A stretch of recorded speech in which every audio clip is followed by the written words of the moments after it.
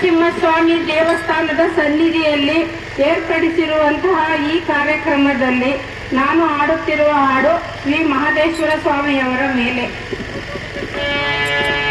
ಆನೆಮಲೆ, ತೇನುಮಲೆ, ಗುಂಜುಮಲೆ